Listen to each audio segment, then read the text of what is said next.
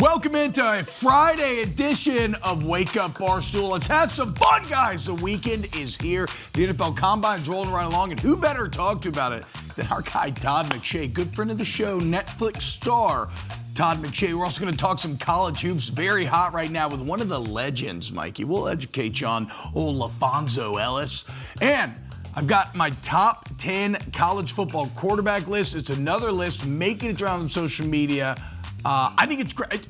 I think it's very interesting. We'll break it all down. It's going to be a very fun Friday. Wake Up Barstool. Let's get it on.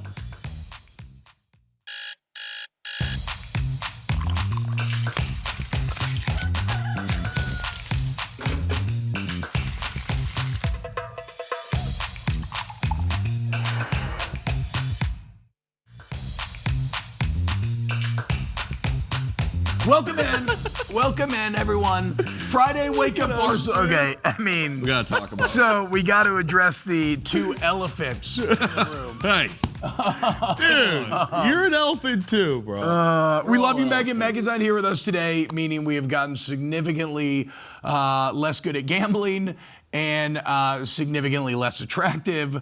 But these two men to my right, Michael Katic and Dana Beers. I don't know how much of you all watching on TV maybe follow all of our social media stuff. We'll do a podcast together with Ella Griff, the Big Boys Club. It's awesome. It's very fun. Shout out Ella. You see them travel around the country, the live bet lads. Dana tries, this is a bromance that has really flourished. I mean, these two love each other. And today, they showed up to work wearing the exact same thing. This was not a bit. This was not planned, down to the shoes. I mean, dude, I know people are gonna say, they're gonna be like, you guys planned this. Barstool, all they do is have bits. Oh my I woke God. up this morning and I was in between like 3 sweatshirts. So was I. And my intuition told me to wear this. The intuition was a 15-pound man. Dude, He walked in and I go, Dana, nice. Is that the Barstool sports sweatshirt? And he goes, yeah. I go, oh my God, you're wearing black pants? Yeah. Is those the Noble shoes on? Yeah. Wow. I just need a Steelers hat, but that's where I draw the line. Yeah. Can't wear a Steelers hat. It's just amazing because we've been talking about how the natural loving connection that y'all have. It's akin to a romantic connection, like a love at first sight type deal. And I mean, it just knows no bounds.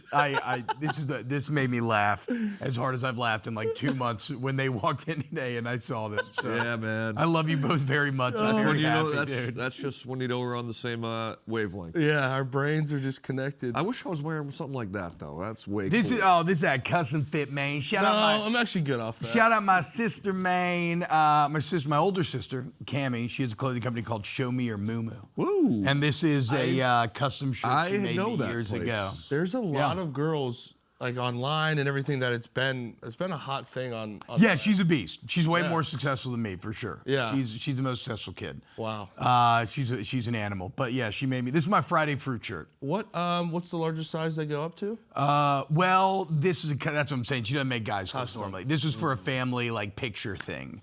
And then I've worn it for 5 or 6 years now. Everybody always makes fun of me. But it puts me in a good mood. And it's Friday, dude. I mean, it's time to be in a good mood. The weekend is here, boys. Yep, I'm absolutely Another wired. week of work. Hay is in the barn. It's going to be 60 degrees here today before the snow rolls in tomorrow. I guarantee that means you two are going to be on the streets of Chicago this afternoon drinking beers. Unfortunately. I'm going home this weekend. I can't wait. Oh, wow. The mainland. Okay. The Commonwealth. Well, that'll be nice. But if I wasn't, you're right. That'll be nice. Katie, what are you going to do with your boyfriend gone this Friday? I know. I'm sad I had to make plans with other men around the office. I feel like I'm cheating on Dana, but there will be a common factor. I feel like there's me, Dana, and then the middle common factor is Deutsch. Yeah. So he's in the mix, and I think we're gonna go to a German spot today and get boots. Yeah. We're gonna get those big 60-ounce boots. Oh. 60-ounce boots. Hefeweizen? Huh? Hefeweizen. Yeah, those were very good. I love giant German beers on a nice day. Yep. I mean, it might be in the top 10 beers list. It could come in maybe around 6, 7, somewhere around there. I don't know. I think You dare. I'm trying to think about what. Maybe we should put together that list one day. Top 10 beers. We will. 100%. But like 60 degrees Friday Situational afternoon, beers. German. Yeah, situational, right? But I like wanna go- shower beer after a great I want to go accomplishment. full in depth. Yeah, like Environment, really break it down. time yeah, of day, I agree. who you're with. I agree. I want to go full in depth. So we'll save that list. I do have my quarterback list coming up later. Let's start, though, with some NFL Combine news. And pass rushers are on the tip of everybody's tongues, as yesterday we started to get measurements. And two of the most fearsome pass rushers, if not the two most fearsome pass rushers in the country last year, were Cassius Howell and Ruben Bain. I mean, think about this show, right? In Miami's run of the playoffs, we broke down Ruben Bain seemingly weekly here in Katic's Crawlers. Well, turns out they got short arms. You got Howell coming in at 30 and 7/8, so right under 31. Or that might be Bain, excuse me. Cash Howell coming in at 30 and a quarter. According to Matt Miller, this would be the shortest arms for an edge rusher drafted in the first round since at least 1999. Katic, how much does this matter? Listen, I don't really care about all of this. Like everyone last year, Will Campbell, and then everyone just like, that's just something to blame when Will Campbell, like I hate that. It is like. Real quick, wait, hold on, let's stay there for a second because you're right. That was a red flag with Campbell. Yes. But then Campbell ends up struggling in the playoffs where you're saying, though, it's not, he didn't struggle because of his short arm. No, when he yes, maybe there are times in the run game. Like the only time I think short arms affect, especially a edge rusher, is in the run game because they maybe not like will stretch and like they can't go 2 for 1. Strong arms pretty, yeah. When somebody's got that Exactly. reach and they can extend and then you're kind of sitting there flapping in the wind. The extension might not be, but O linemen are taught to not block like this in the run game. Like we're taught to bring in and it's true. control. So like I just don't believe in all the hype of that this should be such a huge factor. Like it's just another number that these guys like watch the tape. That's the biggest thing is watch the tape. How do they perform against top players? And if they do well, and they do, Ruben Bain's an absolute monster. Like they're gonna be fine. Cassius Howell's a monster too. Like I just hate this narrative of or like the small hands thing with quarterbacks. Like I just hate it. Like it just doesn't. Joe Burrow, small hands, goes out and takes his team to a Super Bowl. Like, it just makes me so mad. So watch the tape. So on the whole, I agree with you. Now go back to that last chart though, because that's interesting to point out. That's a list of the arm lengths of the top sack getters in the NFL last year, and they're all coming in at about over 33 inches, or even God, what's Myles Garrett? 35. Good God, man. That's kind of crazy. Was he made in a lab? It's unbelievable. But so as you see, they're kind of not in that class necessarily. I think this. I think that I agree with you, Mikey, in that on the whole, I would trust the tape.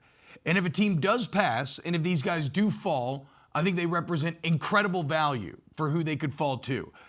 But I do also believe, kind of like Big Cat was saying yesterday, these measurements, they're not the deciding factor, but if it's like a tie between guys, you may go with the guy that has the longer arms or maybe the more desirable traits. If the tape is even. Yeah, okay, now for Haschel, okay. for these two though, you got to find me the guys that have even tape. Yes. And that you can't find them in this. You won't find anyone. But what about the results during the season where we see them be dominant and see them be just nasty out there? But this what about that? It just gives these people, these like reporters and everything. gives people something to talk about. Something to talk about. Like Dana, stand up. I want to show you like in the run game or in the pass game, you really don't need.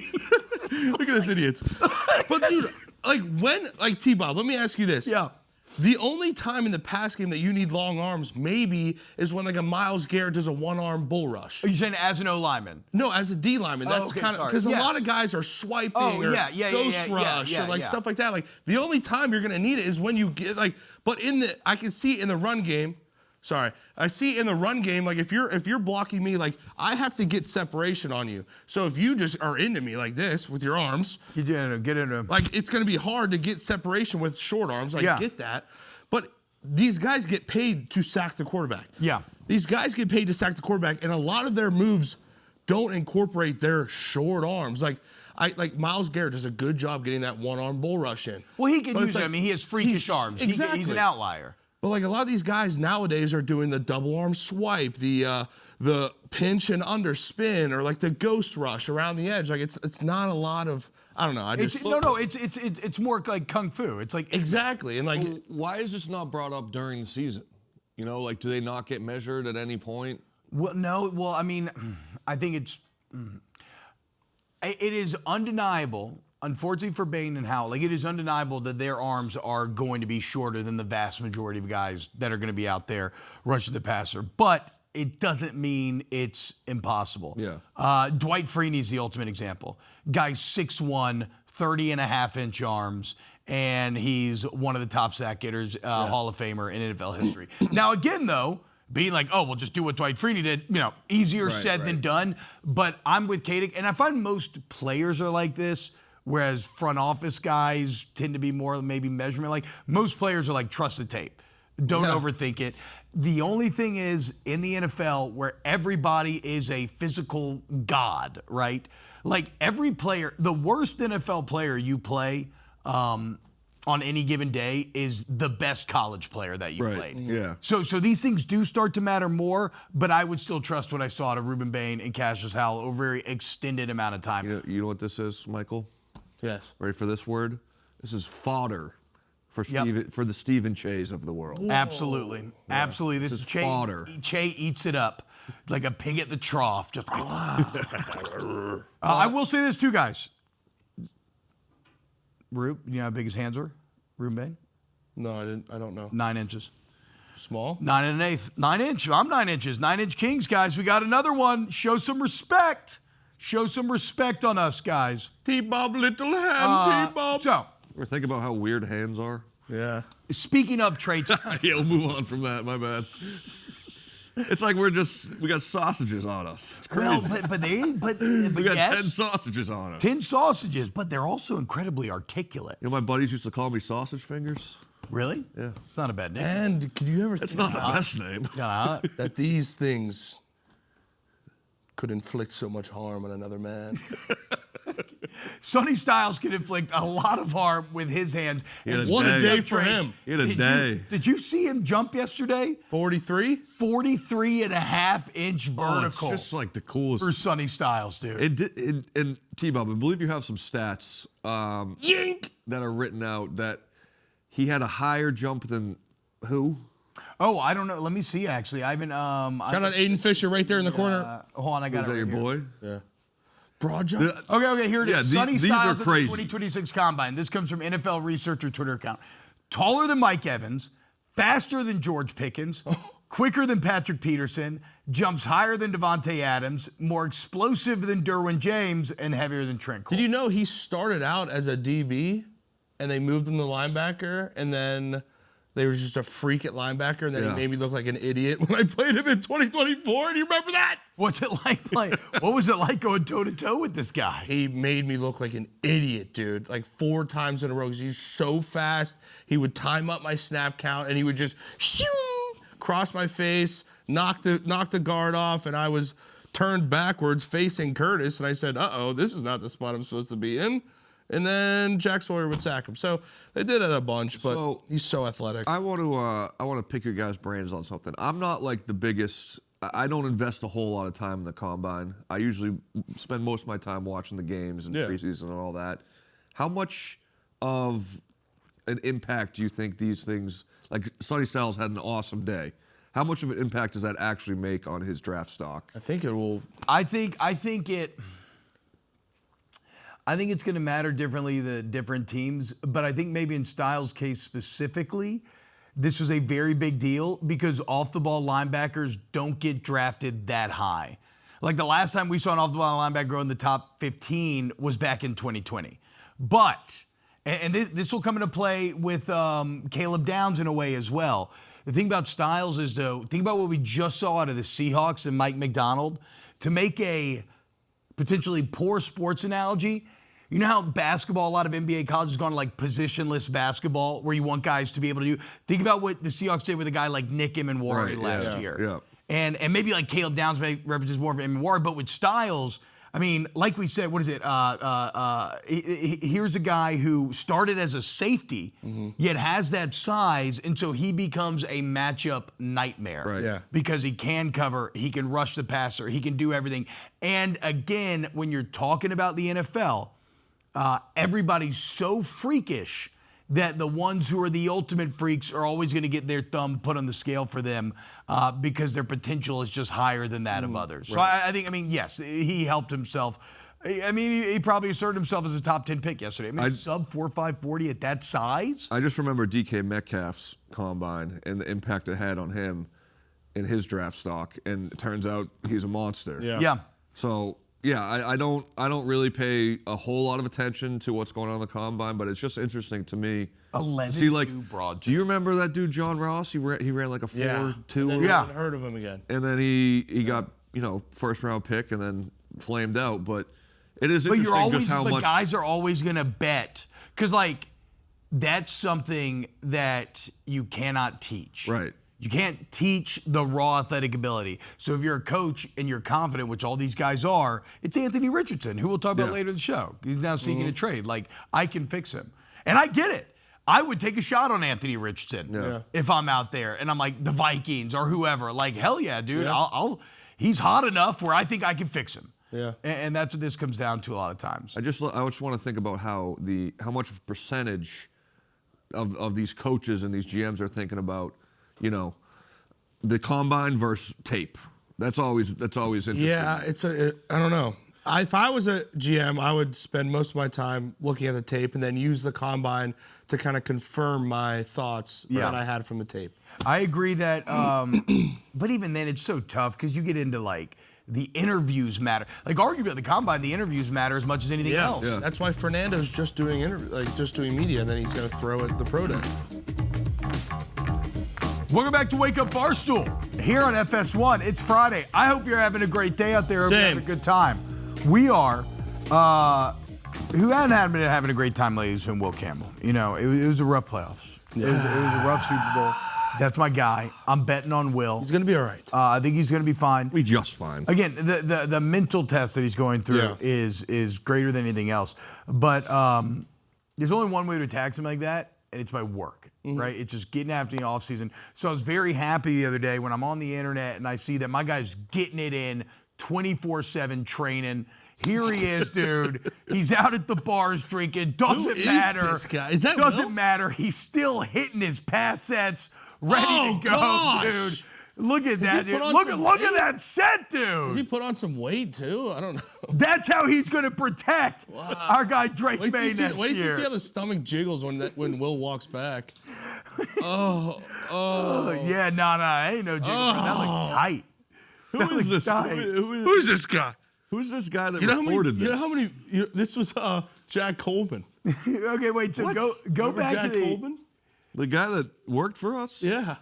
He was there. This is Beach House. This is at Beach House. Beach House. No, I'm saying reported. Oh, no. So this is like an NBA Centel NFL account. Okay, all right. They also got Brock Bowers yesterday. They did a fake turkey hairline on him. I saw that. It's actually so embarrassing how many people in the comments actually thought this was Will Campbell. Yeah, man. Yeah, so for those that don't know, You did? You genuinely thought that was Will Campbell? Come on, Carson, dude. that is embarrassing. Listen, I love my parents. I love my dad. He might get caught by that. Yeah, without a doubt. Shout out my dad. He's probably watching. The Adam Farrell account, it's got the classic NFL insider setup where it just says his name, NFL, and then it's got like a super reportery looking picture. It's a good bit. It's a good bit. Mikey, you look good taking that pass set, though. Thank you. You look really good taking that pass set. All right, so in MLB news, spring training's underway.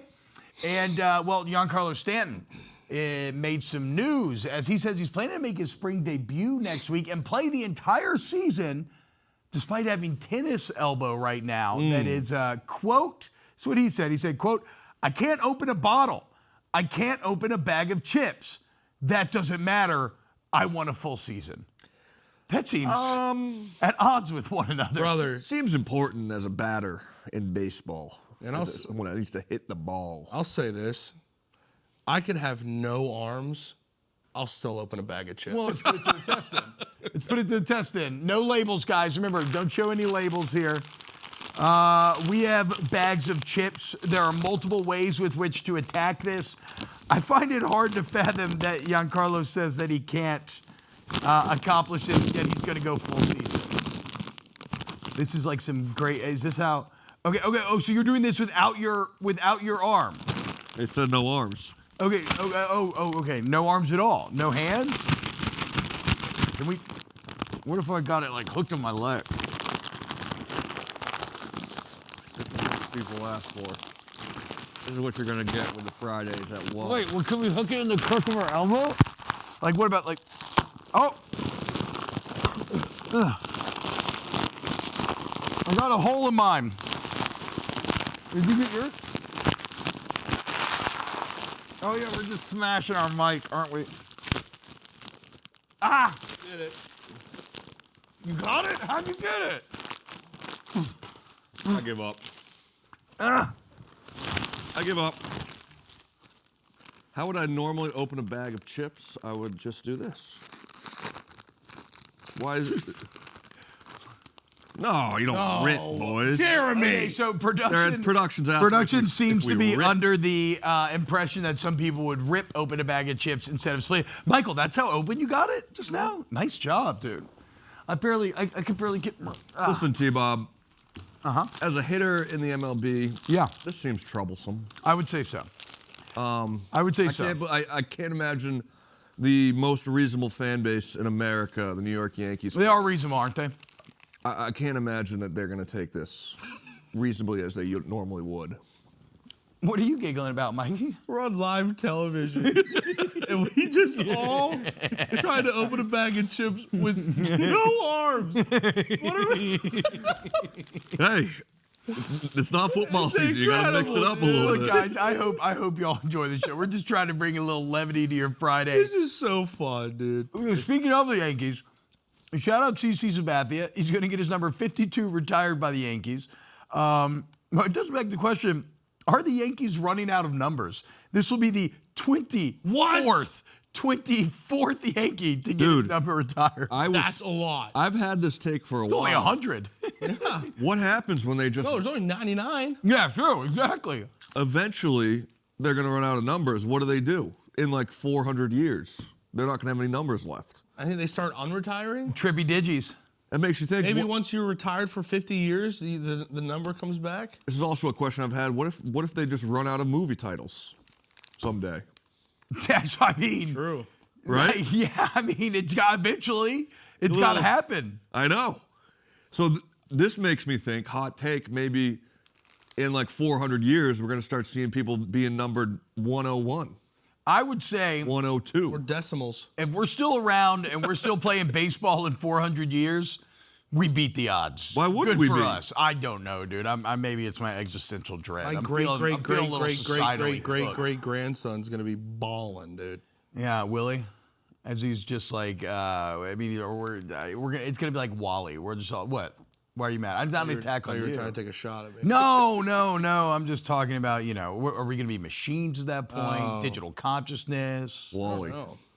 Wally. Listen, CC Sabathia, he's had a great career, but Wally, love me. Can production tell me how many years he played on the Yankees? Production? It was probably 3 or 4 years, right? Whoa. There's no way. There's no way that 11 years of the Yankees. There's no way they retired. 8 with Cleveland. I was thinking of him. I kind of do think of him. As a guardian. Yeah, as a guardian. As a guardian. I agree. Wow, I was off. Okay. Cut that. Can we cut that from live TV, please? Whatever, though. Congratulations to the Yankees. Another number retired. Enjoy running out of numbers as we continue to go forward. Michael, has anybody ever told you look like the captain off of the Wally ship? Sorry, I couldn't hear you. I have something in my ear that's just... Oh, yeah, I forgot. I'm probably going to be eating. Sorry, go ahead. No, you know who really does look like the captain? Connor, if you can get this put next to each other. Arthur Smith and the captain of the ship from Wally are 100% twins. People say I look like Arthur Smith too. Okay, well then that would be. Oh, okay, never mind. We can't do the picture of Wally. That's Disney. I haven't watched Wally since I was probably like 7. Never seen it. It's a great movie. It is a great. I just remember him going, Wally. Yeah, a little robot, so cute. Yeah, it's a good movie. All right, guys, so let's do this. Okay. Let's go ahead, and we're going to go to an early break here, and then I want to start talking college football. I want to revisit the Ohio State topic real quick, NFL draft, because you're talking about not 1, not 2, not 3, but maybe 4 Ohio State Buckeyes that could go in the top 10 in this upcoming draft. And then I'm going to give you my top 10 quarterbacks in all of college football next here on Wake Up Barstool.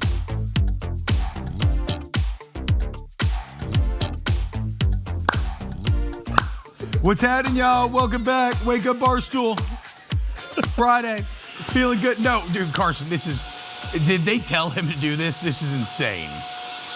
This is, in a day where we could not be more dumb and out of control, you've managed to lower the bar. Dude, we're on live television. My mom's Carson, watching. You can't do this to me. You're 22 years old. My mom's watching this. I was getting blackout drunk when you were crapping your pants, okay? You're a child. Unreal. Anyway, and played for national championships. Yeah. 2-time Scout Team Player of the Week, and you couldn't even talk. Yeah. You're gonna be swaddled. Yeah, same. Unbelievable.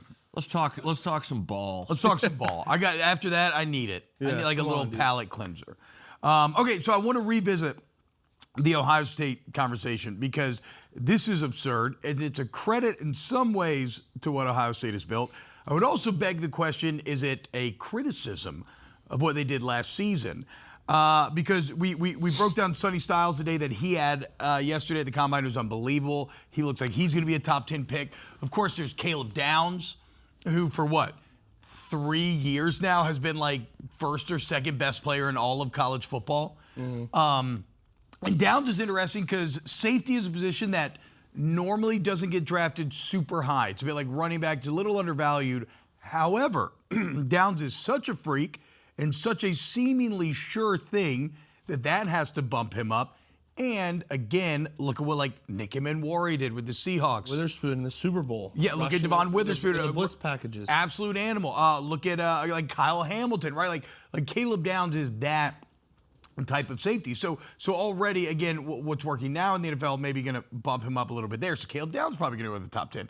Arvell Reese. I mean, you saw Arvell Reese firsthand, right? Nut job, dude. Who was harder, Arvell Reese or Sonny Styles? Well, so Arvell didn't. I went against Sonny more than Arvell Reese when I played him last year. Obviously, he was much more of a every down player, but he was more of a kind of blitz package guy when we played in 2024. But so Arvell, though, another guy that's a matchup nightmare. Yeah. I mean, here he is. Now, they're projecting him as an off-the-ball linebacker, but 6'4", 240. On third down, you can line him up on the edge. He can rush the passer, but he's also got coverage skills. He's great against the run. That feels like a top 10 pick. And then there's Cardinal Tate. That's my ideal dimensions for myself, 6'4", 240. Yeah, that would be awesome. That would be I mean, that would like be 25 pounds to go. That would be sick. You'll get there, dude. Trust. And then there's Cardinal Tate, who like Ohio State just seems to spit out. I mean, look at Emeka Egbuka this last season. Cardinal Tate's not even the best wide receiver on his team in college. JSN. And yeah, JSN. And here he is, probably the best wide receiver in this draft. He could go top 10.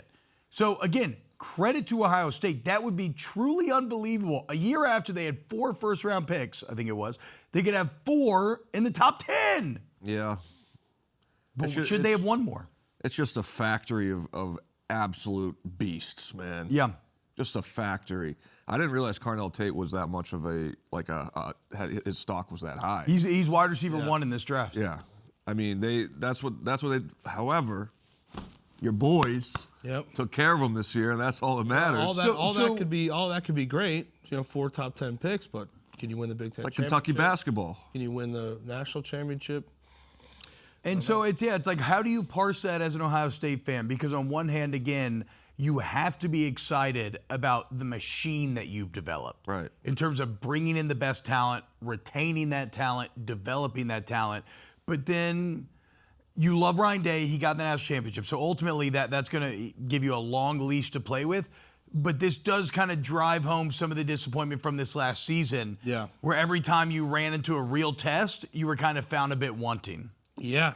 And, it's like all these guys are so amazing. It just like kind of blows my mind that they just didn't execute with the weapons that they have in the big time moments. Like both sides of the ball. I mean, Caleb Downs and Arvell Reese are top 10 picks, two of the best defensive players in the draft. And then you have on the other side of the ball, Jeremiah Smith, Carnell Tate. I mean, it's unbelievable. And I know Ohio State's offensive line wasn't the best this year, but it blows my mind kind of. Credit to Indiana, credit to Kurt Cignetti, even more credit due there. All right, now let's talk top 10 quarterbacks. So I'm actually excited to hear this. Yeah, so Cover 3 podcast, Danny Cannell, Tom Fernelli, they released their top 10 quarterbacks. Which then, because it's how the internet works, I was like, ooh, I want to stop and think about my top 10. And I would say this, off the bat, this top 10 list, this is a fun year in college football. A lot of great quarterbacks. In that last year, if you look at our preseason top 10s, they ended up being unbelievably wrong, right? Like everybody had Aller, Nussmeier, Klubnik, and all these guys completely fell off. Right. This year, I could have put 20 guys on this list. So here are the guys that are not on my top 10. Gunnar Stockton, Byron Brown, who's now going to be at Auburn. That's very exciting. Go look at his numbers South Florida last year. Damon Williams, Bear Bachmeier, who is very fun, a lot of potential. Devin Dampier, CJ Bailey, Noah Fafita, Lenora Sellers. I don't got DJ Lagway on this. I don't got Sam Levitt on my top 10. I agree with all those. I think he's right outside Lane Kiffin, LSU. I do have Byron Brown. Sorry, I changed that this morning. Whatever, shut up, Jeremy. The point is, those are all very good quarterbacks that did not make my list. So here it is. I love him. Let's see it, T-Bobby. Byron Brown, I love him. So at number 10, I actually do have Byron Brown. I did that this morning. I forgot. I was workshopping last night. He goes to Auburn, probably the best dual-threat quarterback in the entire country. And he follows Golish to Auburn. I'm a little worried about the transition to the SEC, perhaps, but Auburn always has a lot of talent. And so I think he's going to make some headlines next year. At number 9, we got Drew Mestamaker. Yes, Dan. No, I'll wait till you're done. No, go. No, I'll wait till you're done. You sure? You're good, Mike. You go. Did you have Arch last night? I had Arch at number 1 last night. Okay. I said multiple times the video is a workshop list. No, because I saw that last night. I watched it, and I said I want Dante Moore at 1. And so I wrestled. with that. I wrestled with this for a while. When you look at my top guys, like Dante Moore and Julian Sain started at the top. They moved to the middle because I was like, well, they were surrounded by the best talent, but kind of both when they got tested I didn't love. Yeah. But then I came back to the fact, but in their first season of action, they were so damn good. Right. They're still going to be surrounded by talent, so I'm expecting a big step forward. Yeah. Sorry, I so didn't that's how Moore. No, that's how Moore's saying ended up 1-2. Trinidad Chambliss, I think is like the best gamer in this bunch. Yeah. The most experienced. I just got major questions about the offensive masterminds leaving. Here's my question. Yeah. And this isn't only because he follows me on Instagram and he's a close personal friend of Michael Katic and myself. Where's Texas Tech's guy? He's not even on the bottom line. Sorry. He should have been in the first. He's not even in the bottom line. I think that's where I screwed up. He was. Source? Sorsby would have been. He would have been my. He's like right there. I didn't even think about that. Where's Source? He's right there with Sam Levitt. They're like 11-12. They're. I should have mentioned him and the guys that are not on the list. He is on a lot of these lists. Yeah, he is. I got Archman at 4 because I love how he ended the year. Ton of potential there. I got Hoover at 5 because the Indiana bump. Mm-hmm. He's already very good. Look what happened to Rourke. Hoover's. Look what happened to Mendoza. Have you thought about that yet? Yeah, White Boy Rick's not saying that. CJ Carr was awesome as a freshman at Notre Dame. I question a little bit in a post-Jeremiah Love age. Yeah. What happens there? Darian Mensah, incredible stats. Now to be at Miami with weapons like Tony. Are you kidding me? Yeah. That's what he needs to cut down on turnovers. Jaden Mayava is one of the more underrated guys in the country over there at USC. Losing Mekhi Lemon's going to hurt. And then Drew Mestamaker, who, if you don't know his story, Oklahoma State. We talked to Morris. He was great last season in North Texas. One of the highest rated passers in the entire country. Never even played quarterback in high school. And now is making $4 million. And Oklahoma State's interesting because they're a team that has a lot of money to play with, a lot of juice right now, and they're finally in a post-Mike Gundy age. Like, I think I'm buying my Drew Mestamaker stock here. I like your top 4. I like your top 5. I think I want to bump Maava up. Okay. Just based off his just raw talent, raw playmaking ability, deep ball ability. I love his deep ball. Yeah. I think I'd bump him up to 6, Carr 7, Mensah 8, but I would put Sorsby at probably 8. So who are you getting rid of? I'm getting rid of Byram Brown, Sorsby or Maava 6, Carr 7, Sorsby 8, Mensah 9, Mestamaker 10. Okay, there you go. Only change I would make is probably throw Sam Levitt in there somewhere. I think he's going to have a monster season. And also, Drew Mestamaker, he could have one of those, like, Heisman-type, really breakout. Like, he had a breakout season. I'm talking breakout season. Yeah, Mestamaker and Brown are in the same spot there. They're going to be upgrading in competition, but they'll also be upgrading in talent around them. Going to be really interested to see who flourishes there. Love you, Sorsby.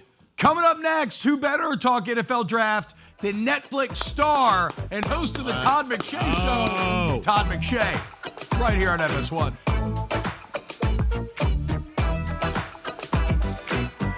Welcome back to Wake Up Barstool on FS1. Look at us, guys. We shouldn't be talking about the NFL draft. You know who should? The legend who literally has a show on Netflix to talk about the NFL draft. And that's our guy, Todd McShay. I think we consider a good friend of the show. Beautiful baby blues. He's live from the combine. Would you stop, man? Todd, what's up, man? How we doing? Pretty hectic time right now. How we holding up?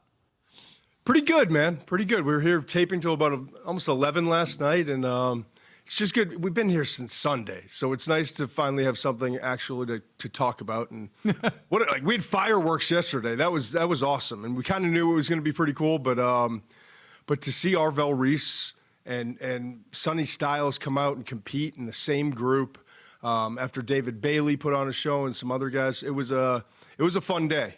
Todd, something that we played with, is it an exaggeration to say that Ohio State could have 4 guys in the top 10? No. I mean, I think it's a lock that Arvell Reese and Sonny Styles are going. I think it's pretty close to a lock that Caleb Downs, the safety, is going.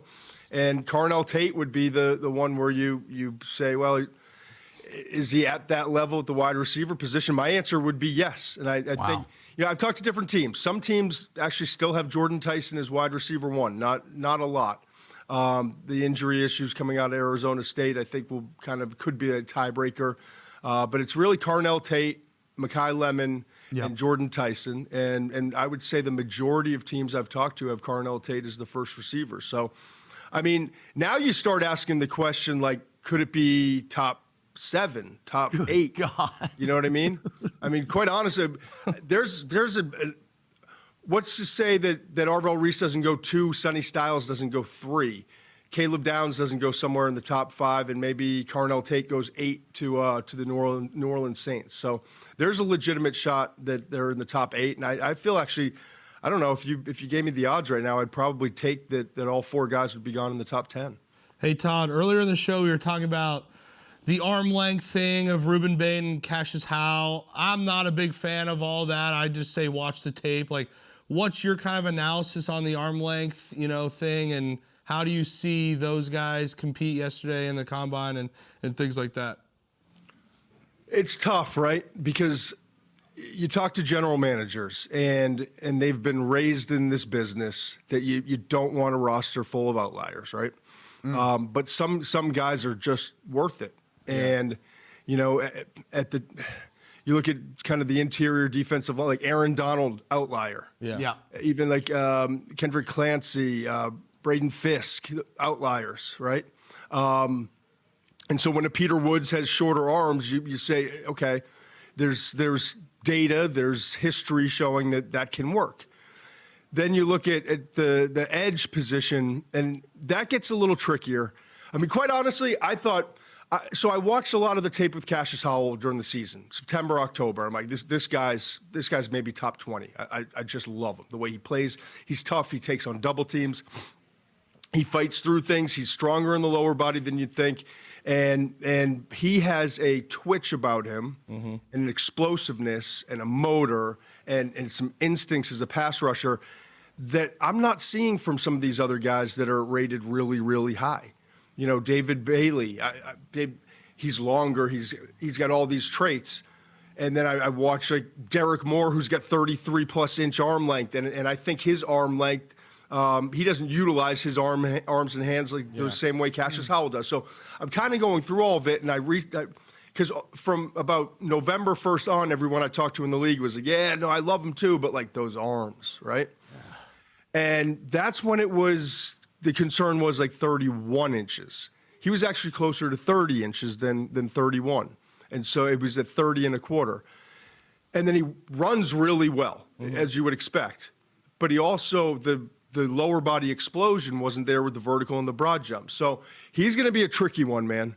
Not only like a case study in where he gets drafted, but what he winds up doing in the league. Because it is a different league now. It is a kind of a positionless front seven, or really a positionless defense in some regards, where you're just putting the best athletes out there and guys who can be versatile and do a lot of different things. And I can tell you this from watching the tape. I was watching it 3 days ago, going back to it, because I knew this was going to be a topic. He can actually cover, too. And so he does things that a lot of those other guys can't do. And Ruben Bain, like, did that show up against top competition, college football playoff, end of the season? Like, he was one of the best players in the college football playoff. So it's going to be a tough one. It's a fascinating group. Yeah. Hey Todd, this is Dana here. I don't know if you remember me from about 7 years ago. I interviewed you for the Barstool documentary. I was a lot skinnier back then. But I just wanted to ask you real quick, if there was one prospect yesterday that really caught your attention just in terms of buzz, like we know Sonny Styles had an awesome combine. Is there somebody that really just stuck out to you yesterday in Indy? Malachi Lawrence, right? I'm going to pull up his notes here. Malachi Lawrence shows up and for the UCF Edge. And I had him like teetering on top 100. Wasn't invited to the Senior Bowl, was at the East-West Shrine game, and absolutely like was one of the standouts there. Reverse back to his career. Starts at Louisville. First year, kind of getting his feet in the ground. Second year, 10.5 sacks. Transfers from Louisville to UCF. Plays 9 games in 2024. Kind of has a down year as he's fitting in that system. And then this past year, he leads the team with 7.5 sacks again. He came out at 6'4" and 3/8 of an inch, 253 pounds, with 33 and 5/8 inch arm length. And he ran the second best 40 of all the guys, or second best vertical jump, I should say, and second best 40. He had a 40-inch vertical, 10-10 broad, which was best of the edge rushers, 4.52 40-yard dash, which was second best, and a 1.59 in the 10-yard split. He's one of those guys, like when you hear NFL people say, I got to go back and watch more tape because you want to watch it through that lens. Like, now I know it's verified. He has one of the most complete tool sets in terms of size, length, speed, lower body explosion. I think Malachi Lawrence is a guy that's going to come out of nowhere from where we were about a month ago and wind up being a day 2 pick. It's so wild with some guys like that, Todd. And I mean, I always think about the classic example of, I guess because my LSU brain covering that team so long, like Daniil Hunter. There was a guy that had like 4 sacks in college, but then he murders the combine. You see what a physical freak he is, and it has translated to the NFL. He's kind of like a Josh Allen, where they bet on that raw capability, and then they developed him.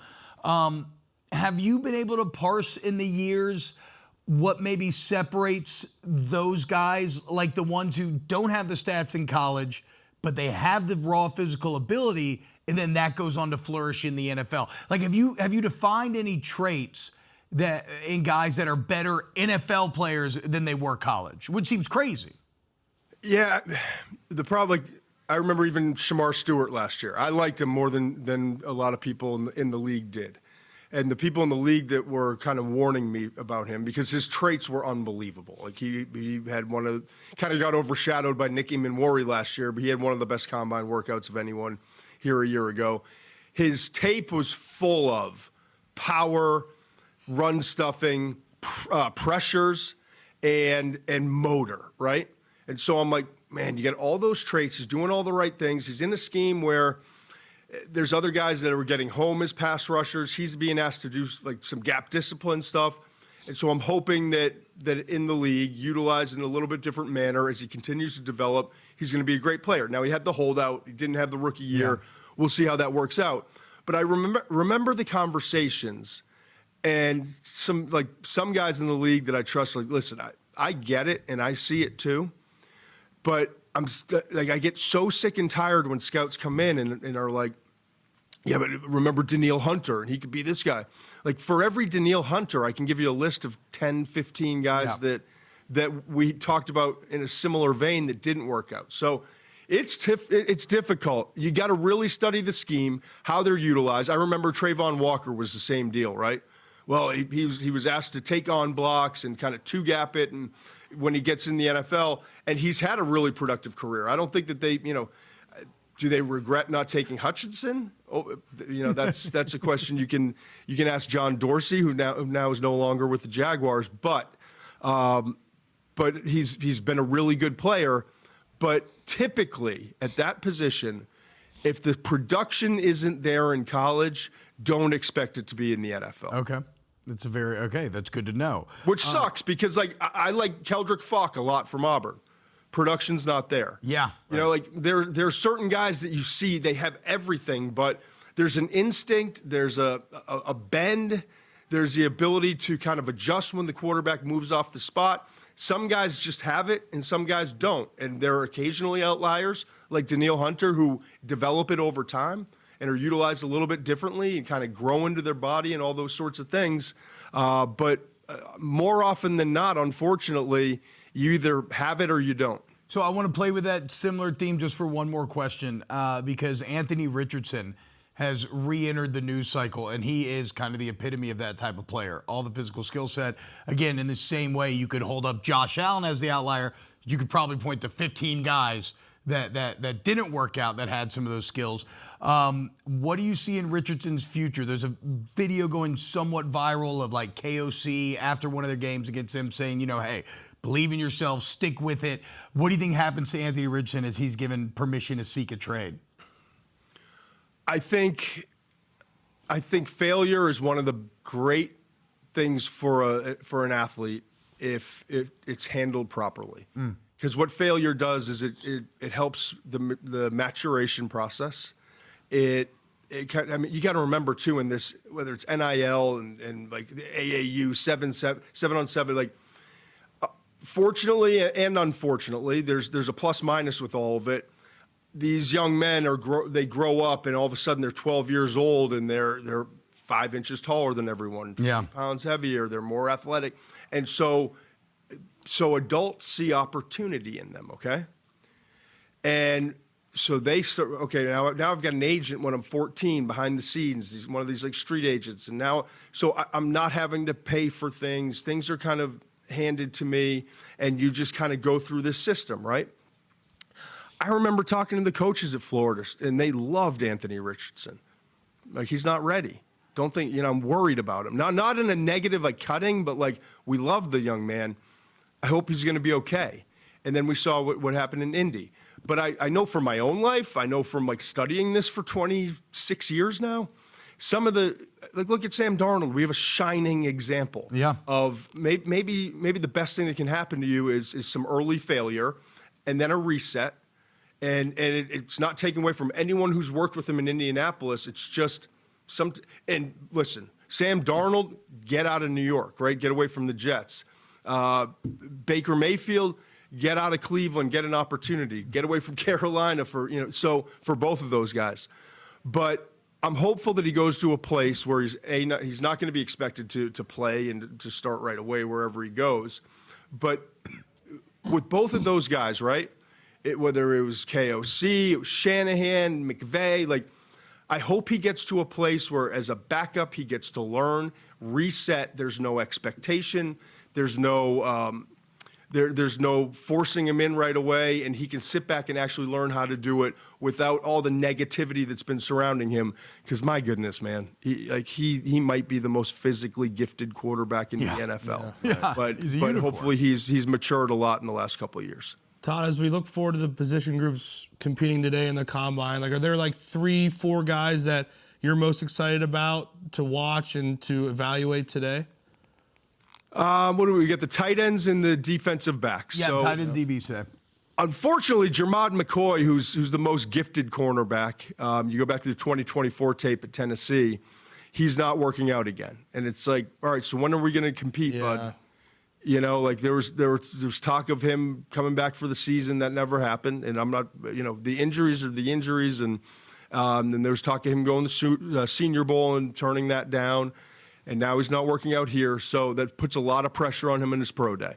Mansour Delane, one of the most fun defensive backs to evaluate, because I don't know that there's a smarter cornerback in this draft. He can play man coverage, press, he can play off, he can play zone. His eyes are always working. But the question is, can he run a number where you're like, yeah, we can take him in the top 12? You know, you got, I think it's Miami at 11, Dallas at 12, both with cornerback needs. So that's going to be an important workout. And cornerback, more than probably any other position, give me that arm length and that 40 time, right? Safety, Caleb Downs. Yeah. Like, Yeah, dude. Generational football player. Yeah. Not generational tester is what you kind of see and what the reports are. Can he get in the 4.4s and kind of put that to rest? Because he's not, you know, Nicky Manwari comes out last year and has this record-setting performance. It's not going to be that. But are they numbers where it's like, oh, he's really good? Malachi Starks came out and didn't have a very good workout last year, right? Coming out of Georgia. Gets drafted by Baltimore, has a really good rookie year. He's just a damn good football player. I think Caleb Downs is like 2 notches up from Malachi Starks. So that's going to be exciting to watch. The tight ends, Eli Stowers, watch his workout today. Yeah. Undersized. He's going to be in the low 240s, around 6'3". I'm told that he's going to do some special things. We also had the Scott Goldberg on from AIQ. Talked about him. They have predicted some of the top guys in terms of the intelligence and reaction skills. He says that Stowers is on that short list with like Arvell Reese and some other guys. So I'm excited to see what Stowers does in a year where we have Kenyon Sadiq, and he's going to have an awesome workout coming out of Oregon. And then there's a bunch of other guys at the tight end position.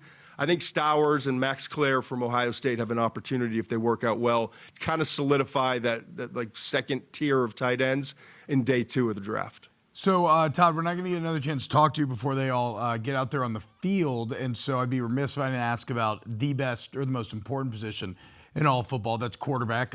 Fernando Mendoza not going to do on-the-field workouts here. He's going to save that for pro day. And this is a quarterback class that is wide open, right? Really only Ty Simpson, as I understand it right now, being projected as a potential first-rounder. Are there any quarterbacks that you're looking for this weekend that could make some serious moves and maybe up their stock? I do think it's a big week for Ty Simpson.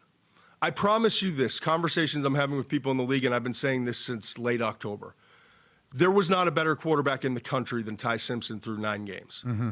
He winds up getting gastritis. He's getting beat up like relentlessly.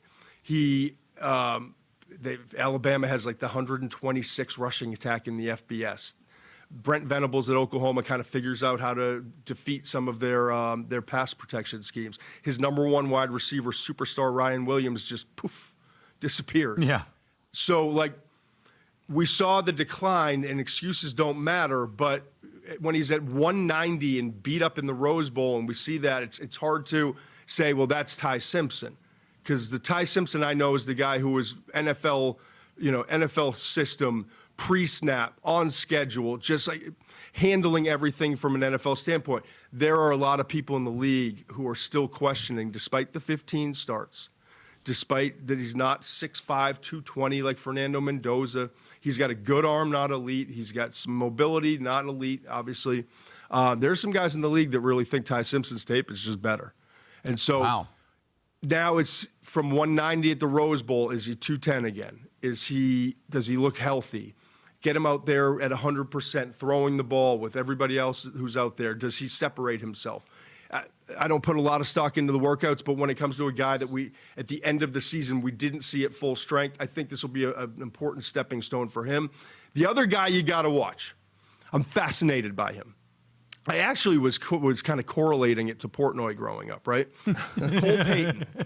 Cole Payton. I turn on the tape of this Cole Payton guy who's basically like a Tebow / fullback his first 3 years. Remember Tebow's role that freshman year? I think it was Chris Leak, right? Yeah, it was Chris Leak. He would come in like the short yardage, goal line, just like kind of a packet. That's who he was for 3 years at North Dakota State. But I'm looking at his rushing and his numbers, and it's like, but he's a massive part of their offense. Then he finally gets a starting job, and I'm watching his tape initially, and I'm like, oh, great. He's a lefty. He's got this like stiff, awkward upper body. The motion doesn't look right. But then I'm charting his games, and it's like just hitting spots. Guys hanging from him off platform, off balance, racing around, and every ball is just like right here. He gets to the Senior Bowl. He had thumb surgery on his throwing hand, and like a few weeks later, it's kind of like the not national news story of John Mateer. He's out there just drilling strikes. So I'm excited for the nation to get to see Cole Payton. I think in a quarterback class that there's not a lot of great names. We know it's going to be Fernando Mendoza and Ty Simpson. Then it's going to be kind of Carson Beck, Garrett Nussmeier. I think Cole Payton could be a guy who sneaks into day 2 of the draft because teams have a vision of he can do some things early in his career, short yardage, goal line, all of that. We can have like a Taysom Hill type package, and let's see if we can develop him because there's a lot here to work with. Todd, real quick, I'm going back to Massachusetts this weekend. I'm a South Shore guy. Non-football question.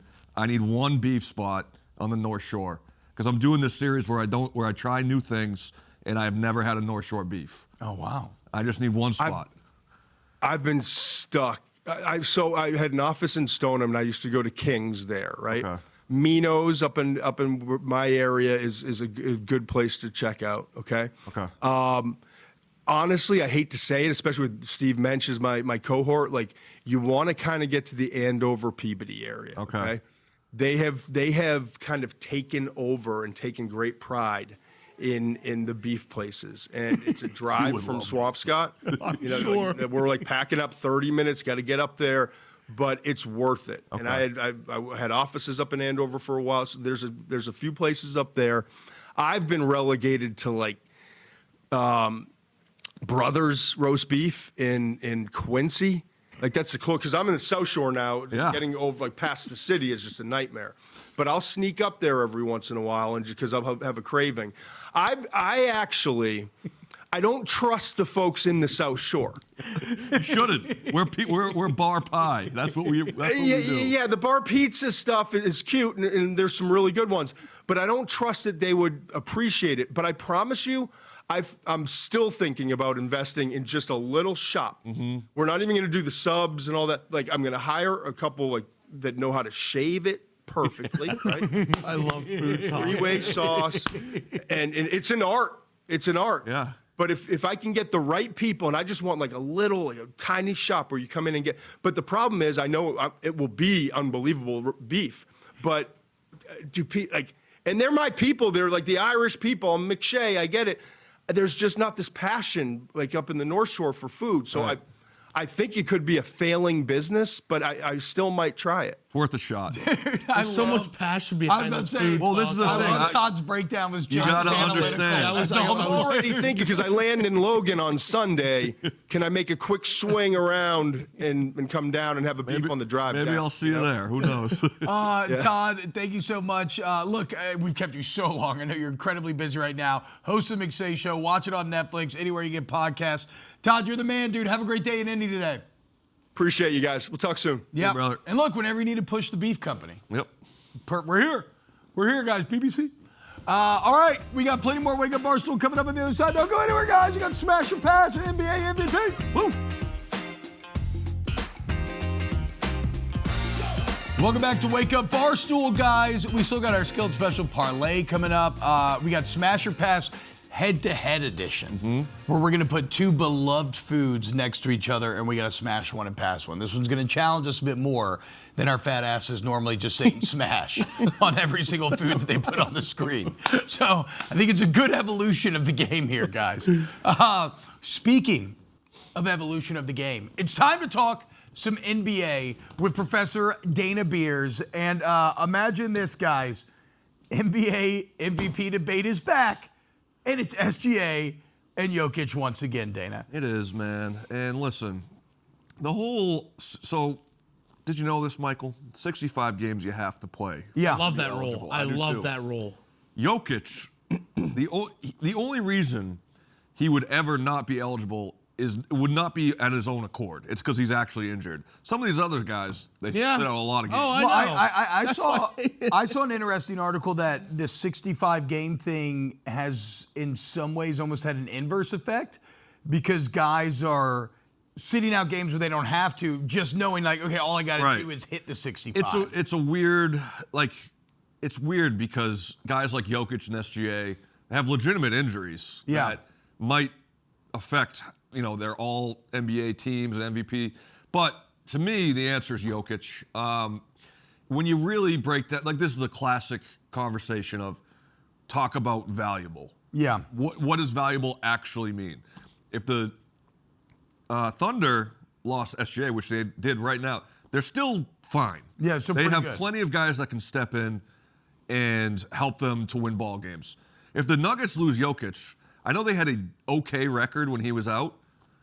He is far and away. He's everything to their offense. He is the guy that makes the motor go. So without him, in a playoff series, they don't win. Has Jokic reached the Michael Jordan level, or maybe you could have put Shaq in this for a bit, where it's he's so dominant that he kind of could be MVP clearly every single season, and so you almost end up going away from him because of that? It's just because you need fatigue. something new. Yeah, I think that's how LeBron was for sorry, so that was the ultimate example beyond Michael's LeBron. Yes, because he reached that. Yeah, you could definitely say you could say he should have won last year. He should have won a couple times in the last 6-7 years. But yeah, to me, if you take him off that team, I know, like I said, I know they've held water, but long term, it's not sustainable. And I think in terms of just value, he's the guy. Now, what about one of your guys, Jaylen Brown? No Tatum this year. Celtics still awesome. Jaylen Brown stepping into that void. He's kicking ass. I won't even do a whose team is it debate. Right. Should Jaylen Brown be getting more consideration? I would say right now he's probably on the fringe of the top 5 or 6. There's Cade Cunningham is ahead of him. I would say Victor Wembanyama is also ahead of him. And then it's probably Jaylen Brown or Luka Doncic. To me, it's Jaylen Brown just because this was supposed to be a gap year. Everyone said this is going to be a year where they tank pretty much, and they're the 2 seed. And they're playing extremely well. They've won 9 out of their last 11 games. He should definitely be getting some MVP consideration. I mean, you look at the 2016 Celtics, Isaiah Thomas was a top 5 guy. If he gets that consideration on a team that wasn't nearly as talented, Jaylen Brown should as well. So, yeah. Now, what about this? So, in college basketball, and everybody should listen to Mostly Hoops, guys. Check out Mostly Hoops now 3 times a week. Please do. In college basketball, incredible freshman class. Looks like an incredible rookie class next season. But how about the rookies this year? I mean, we've talked about Cooper Flagg a lot on this show. We haven't talked a ton of Con Knippel. No. Just setting a rookie record, already 207 threes to start his career. He's just one of those guys that you would – the Hornets, what they did in this draft is this past draft, they got Knippel, they got this guy Sion James from Duke, they got Liam McNeely from UConn. They picked a bunch of dudes that you could just – the safe pick, right? A lot of these guys in the NBA now, these high draft picks are based off potential and athleticism. Con Knippel was a guy that's okay, he's going to come in there and you know what you're going to get from him. I don't think anybody expected this, but he's just one of those dudes that you can build around. So I'm really, what's that word? Bullish. Yeah. I'm very bullish on the Hornets and their future. Never heard that in my life. You know why? Stock market, bull, bear. Bulls swipe up, bears swipe down. So it's bullish, up. He thinks it's going to go up. He likes it. All right. Speaking of college basketball, let's welcome in Laphonso Ellis. What's going on, man? How we doing today, babe? Morning, fellas. How you guys doing this morning? Doing very well. So I'm 37, okay? I remember watching you up. This guy next to me, he's 24. He's 24. 25. So we got to educate our guy a little bit, guys. Roll the tape. Laphonso with maybe the greatest block you'll ever see in your entire life here, Katic. Snatch it out the air, dude. With Mutombo right by him, looking on. Yeah, and if you roll that on a little further, you'll see Dikembe Mutombo with his signature finger wag. The finger wag, dude. Bro, how did that feel? I mean, that's you play your entire life and you never come up with a play like that. Well, you as a help defender, you just react, and so you're not thinking. One of my roles was to defend the rim, and just so I'm coming in and just jumped and hoped that I would block it and not get embarrassed. And so I was fortunate to be able to come up with that one. But man, what a great moment in time! And that was Brian Davis, who played at Duke, and that was a little bit of payback because I was 0-4 against Duke when I was in college against Christian Laettner in that group, who won 2 national titles. So I felt a little bit of justification there. I mean, just ultimate disrespect. That was awesome, man. Also awesome right now, I mean, college basketball. The ratings are through the roof. Freshman class is incredible. The overall quality's gone up, I think, because of NIL, transfer portal, retaining talent. And so there's a lot to break down. I want to start asking you about a Purdue team. So Michigan State beats Purdue last night. Purdue is a team that's always very highly ranked preseason. They're very good. Yes. But nobody trusts them. And it does feel like they face plant a lot on the big stages. Is this Purdue team different? This Purdue team is not different. It's Okay. a very talented team, very balanced, can shoot it. And the issue with this team continues to be, even in the Zach Edey year when they went to the finals, the difficulty to have against perimeter players who are good off the dribble and can get to the rack. Remember, that was Keaton Weigler that went into Mackey and had over 40 points. So if you look at their trend over the last 10, 15 games or so, the teams that they've had the most struggles against, and really over the last 2 or 3 years, is anyone who has a dynamic perimeter player. Purdue tends to struggle with because they don't have last year and this year they don't have that guy out on the perimeter who can play out in space, defend their guy, keep that guy out of the lane. And as we said earlier, Keaton Weigler is a great example of that. As T-Bob just said, it's been an awesome year in college basketball. Yeah. It just seems That was great. The top, especially the top teams, have just been incredible. One week it's Arizona, another week it's Michigan, now it's Duke. So That's Duke, yeah. You really, it's tough to keep a track on really who is the best team in the nation. To you right now, would you say it's Duke? Would you say it's Michigan? What are your thoughts on that? I still think that Michigan has the best front line in the country, and it's without a question. Di Mara at 7'3". Any mistakes that are made out in the perimeter and guys able to get to the rack, he erases all of that. He has 1 through 5 switchability. Late shot clock situations can keep guys in front. And that's the same for Morris Johnson. That's the same for Yaxel Lindenborg. That's the same for Will Shetter when he comes off the bench. They're dynamic in their front court. But I still right now, and what I'm seeing with Duke is they have that nice balance. Cam Boozer is running away with the National Player of the Year. Yeah. I mean, there's really no conversation about that anymore. But the perimeter shooting, the switchability defensively, I just think this team plays with the great edge. And they do it 1 through 9. And I think that's what separates them. Could they have a challenge with a team like Arizona, who doesn't shoot a lot of threes? They play more inside out, screen and roll through their bigs. Yes, but I like the dynamic play from the perimeter, particularly of this year's Duke team. And we've talked about it before. Cam Boozer, to me, it's interesting. I think guys like A.J. DeMonsa, I think Cam Wilson from North Carolina, I think those guys have higher upsides in terms of their NBA prospects. But in terms of college basketball, there's been no one more dominant than Cam Boozer. He's had a phenomenal year for Duke. Laphonso, I want to be clear about this. It was not our choice here on the panel to run the Duke Notre Dame highlights. That was so if you have any issue with that, as an Irish alum, you can blame our excellent producers that you've been talking to. Yes. Let's talk Houston, another top team. I'm to your point right now. But Houston, they're incredible. Kind of maybe struggled that late, but it's against the best teams in the entire country. The defense remains their calling card, remains elite. Where's your belief in Kelvin Sampson and his crew going into March right now after some struggles? This team is taking some licks, and I felt they don't have an interior presence, and that's what's separated them in the past. And I think this year, that's what's going to keep them from getting to a Final Four, possibly even an Elite Eight. I mean, you talk about from the perimeter, Kingston Flemings can flat out stick it and take over a game. JoJo Tugler, of course, is their reliable defensive big. But outside of those two guys, and Sinak has done a really nice job, but he's more of a jump shooting big at 6'11".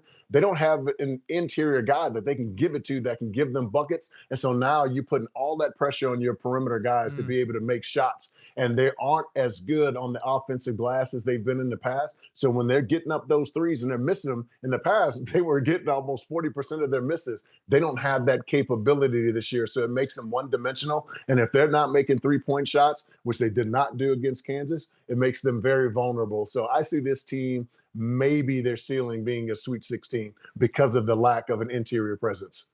Speaking of Kansas, it feels like everybody has an opinion on Darren Peterson. I've been on the train.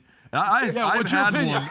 I'm on a college basketball show here, and I've been hard on him. Okay, because I'm just a fan of good basketball. I'm a fan of seeing elite talent be their best. Now, I don't know what's going on. I don't know if it's something to do with his agent, if he's actually hurt, if he just wants to be ready for the NBA.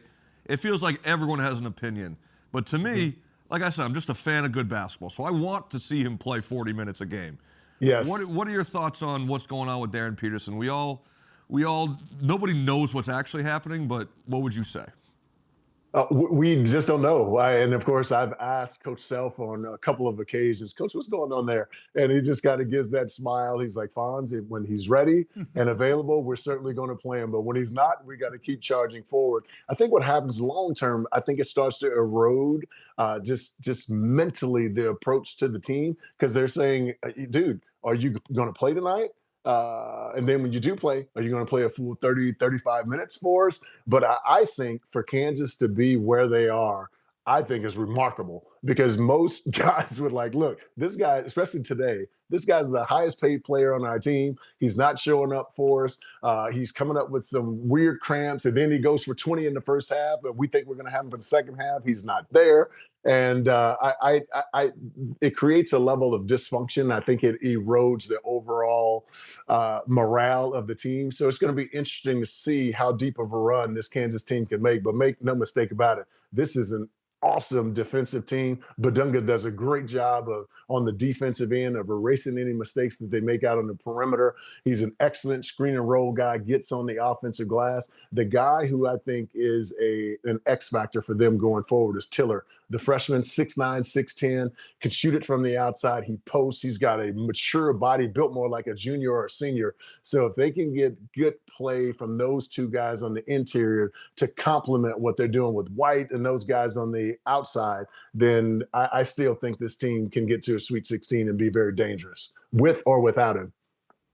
Fonz, what about this? I'm going to ask you just a very general, very sports talky question here. Under the radar team. Going into I feel pressure. We talked about a lot of the big guys. We talked a lot about the big names, the big guys. You called some of the big ones last week. You're called BYU tomorrow. But what's a team that you think is going to kind of come out of nowhere here next month? I don't know if they'll necessarily come out of nowhere. I just don't think that they're necessarily getting any national praise. And I think that's Illinois. Illinois is very, very dangerous. They're the tallest team in all of college basketball. They shoot the three really well. We talked about Wagler earlier, but Colin Boswell, their best perimeter defender and probably their best two-way player, is back. They race you at the rim with the Ivisic brothers, who can also shoot threes. They're dynamic on the perimeter. They play fast, and they have the ability, unlike Houston, when they are missing, to get to the offensive glass. And as the NCAA tournament looms, you got to be able to play both speeds. Can you play fast, or when it slows down, can you play a possession game? This Illinois team can do both, and they are incredibly dangerous. But it's because of their guard play primarily with Boswell and Wagler. But, man, they can space you and shoot that rock. And I just love the way that this team can play at two speeds. They defend you, they shoot it. And, man, you need to have shot makers in the NCAA tournament. And when you have a guy like Wagler at 6'6", who can create his own and create for others, puts you in a really good spot. So there you go, guys. You want to watch Wagler, you want to watch the Illinois team. That's tonight on Fox, 8 Eastern, top 10. That's going to be awesome. Yeah. And then coming up tomorrow, You want to watch AJ? You want to watch Fonz on the call? That's going to be 5:30 on Fox. Hey, have a great call this weekend, man. This is awesome. Again, I grew up watching you. This is awesome. Thank you so much, man. You make me feel old, though. You could be my kid. That's true, my man. No, that's on me. Laphonso Ellis, he's the man. Thank you so much, brother. Thanks for having me. All right, coming up next, Smash or Pass, head-to-head edition, as we'll do some food combat. That kind of died on the mind. Dude, I felt so good. What's happening, y'all? Welcome back to Wake Up Barstool. Hey, guys. We're all pretty fat here, and so we all love food. Very fat. Listen to the Barstool Big Boys Club, BBC. So let's do Smash or Pass differently, though, guys. I did cheat a little bit. You saw the matchups? A couple. Okay, that's fine. Head-to-head edition, though. So we have to smash one, pass one. Line it up. It's gonna be tough. It's going to be tough. Really tough. We're going to be slaughtering some sacred cows. And here we go. Speaking of cows. Ribeye. New York strip versus ribeye steak. I'm smashing the ribeye. Ribeye. I'm a ribeye guy. Yeah. You guys are going to be mad at me. It's going to fine, go dude. New York That's strip. fine. That's fine. Wow, what a fancy I lad. don't love the big old bone. What? I don't love it. A bone-in ribeye, the extra fat, the extra flavor. Ooh, the carbon. I like to just sit there. I like to take the bone home and then just gnaw on it while I watch TV later in the night. No, give me the New York strip, and my baby. dog's looking at me, and I'm like, sorry, I can't give this to you because you'll have bone shards in your stomach. I'm not getting a steak tonight.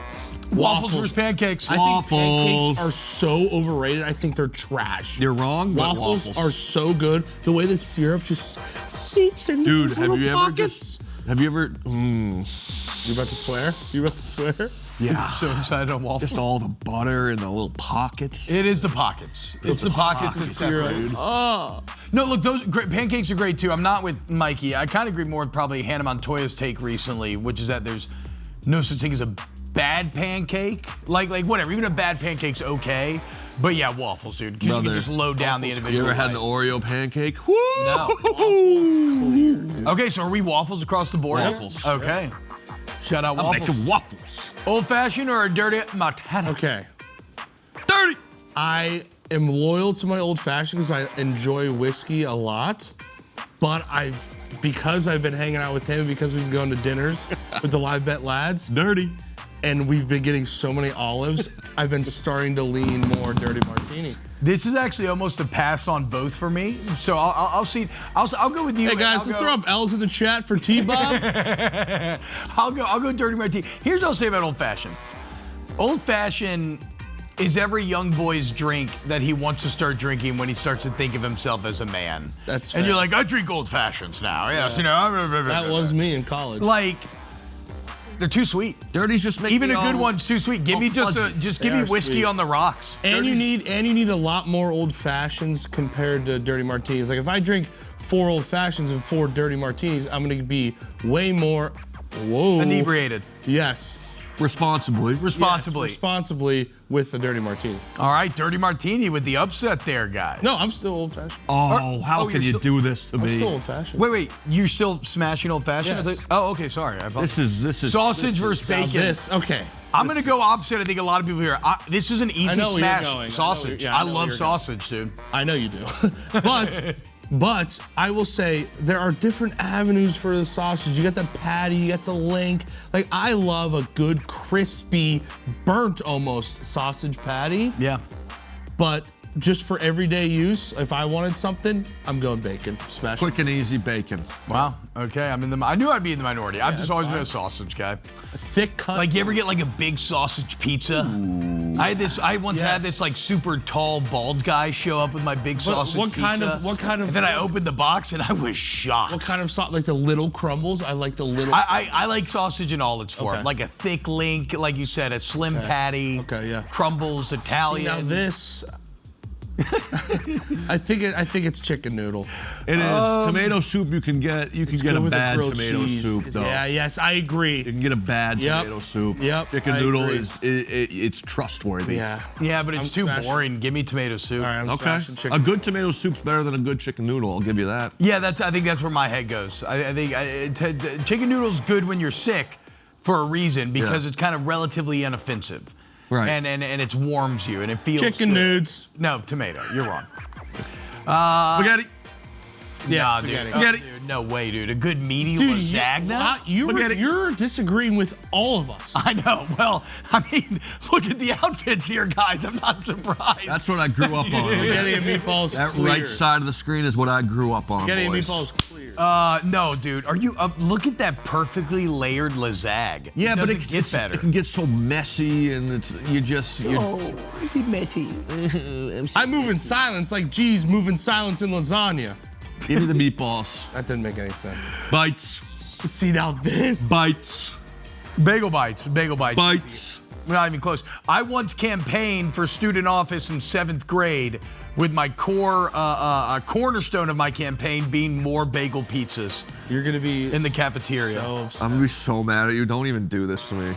Dude. Uh-oh, guys, break up. I know what he's gonna do. Trouble in paradise. My real question here: who's putting rolls. the green stuff on top of bagel bites? Yeah, that is not something. That's fine. No, it's fine. I'm saying, but Yeah, but nobody if you're else. doing Yeah. that, that's Yeah. that's next level Usually fat. when you eat that, you're pretty inebriated. Yeah, this is I'm just- going pizza rolls. Responsibly. I grew up way more on pizza rolls. Also, No, I burn your. I was about to say, Explode. pizza rolls are even more dangerous than Hot Pockets in terms of mouth burn. Dude, they explode, bro. So gas too. The Hot Pockets are great. They're all my great. God. I'm going rolls, dude. You gotta know how to eat them. You bite the little core off, then you slowly bite down the side. I love you guys. You're wrong. There is something so. Well, no, I'm with you. I'm with you. Oh, on all right, bagel you're right. bites. You're wrong. But there is something so good about sucking that greasy pizza pocket. Yep. Like just like Brother. it's like a gusher. I might get those this weekend. It's like a pizza gusher. All right, coming up next. We're going to head into the weekend again. We don't have Megan today, so our gambling acumen is down exponentially. Look at the But we're bean. still going to give you a Skillet special parlay coming up next here on Wake Up. Welcome back to Wake Up Barstool. We got Dana Beers, Mikey Katic, and myself, Bob, closing up another great, fun Friday wub. But, well, check this out, though, guys. Actually, post-show on the Wake Up Barstool YouTube channel. We're going to be, oh, my God. We both thought of that at the same time. By the way, if you want to join the movement, these guys are trying to bring back sideway hats. Yeah, we are. So hand me that hat by you. We're also bringing beers back. Yeah, because they left. No, they have left. No, I'm serious because like growing up, all of our dads, that's all they drank were beers. Yeah. And nowadays, everyone's just drinking everything but beers. What? We're bringing beers back this year. Bringing beers back, guys. Okay, so look, we're going to be live on the Wake Up Barstool YouTube channel. What, dude? We look so dumb. We're going to be live on the Wake Up Barstool YouTube channel after the show, a little post-show. If you want to come hang out, get in the chat, it's going to be great. And Twitter. All right, here's our Skillet special parlay. Dana, take it away. Nuggets at the Thunder. Thunder have not been playing too great in their last 10. Nuggets have Jokic as long as they have him. They do not. I don't know what I'm saying. You know what? They're not going to lose. Let the basketball expert take over here, guys. Yeah. I've been watching so much tape on this basketball season. The ratings are up a lot. You know, the college basketball has really taken the rise here. I've been really enjoying it. I'm going to go Iowa State. I really like their offense and their defense on the boards. I'm going to take Iowa State minus 7.5. They're against great at Texas home, Tech. too. They're great at home. Yeah, they're great at home. They're great at One, home. of course, there's the Toppin injury, which changes Yeah, everything for dude. Texas. That's right. Tech. Obi Christian Toppin. Anderson? Obi Toppin, he's hurt. I think it's his little brother, right? JT? I don't think Jacob. so. Yeah, Jacob. Okay, and then look, I'm just going to go with Laphonso Ellis. He told us Illinois, he thinks maybe one of the more underrated teams in the country. They're going to be at home against Michigan tonight on Fox. You want to watch a big game, you want to play something, you play the Skillet Special Parlay, guys. Again, hop on the Wake Up Barstool YouTube or Twitter right after the show ends. We'll be on about 9:15. Come hang out. Kick off the weekend. We miss you today, Megan. We love you. We love you all. Have a great day. Have a great weekend. That was ball. That was direct contact with ball.